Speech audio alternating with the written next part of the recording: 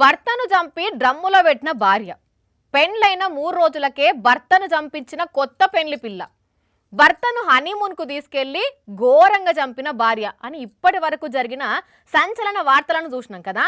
అయితే ఇక్కడ మాత్రం ఒకరిని చంపి డ్రమ్ములో పెట్టలేదు, అట్లని చంపింది కొత్త పెళ్లి పిల్ల కూడా కాదు.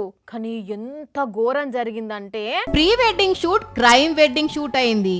కాబోయే భార్య పుట్టినరోజు కట్టుకోబోతున్నోడిని కాటికి పంపింది.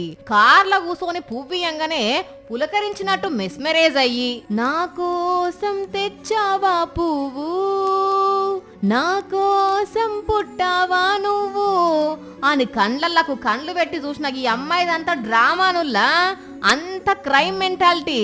చూస్తందుకు సుక్కలాంటి అమ్మాయిలకి కనబడుతున్నా కాబోయే మొగుని చంపడంలా కర్త కర్మ క్రియ అయింది.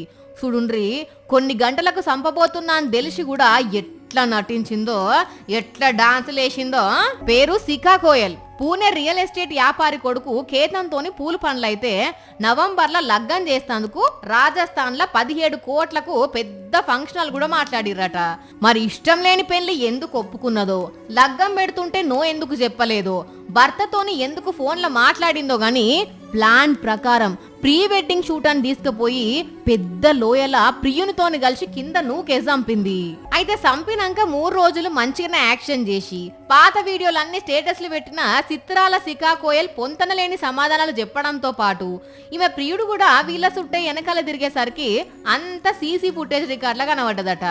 ఇంకేమున్నది, పోలీసులు వాళ్ళ స్టైల్లో ప్రశ్నలు అడిగితే అప్పుడు బండారం అంతా బయటపడ్డది. కన్సుడుల్లా ఎంత మోసం చేసిందో. నల్లి కుట్లోళ్ళు 4 ఊర్లకు షేటు అన్నట్టు నమ్మించి ట్రెక్కింగ్ అని తీసుకుపోయింది. ఆఖరికి ప్రాణాలే తీసింది. ఇప్పుడు జైలు పాలైంది. కన్సుడుల్లా ఈ 6 నెలల కాలంలో ఎసోంటి ఘోరాలు జరిగినాయో.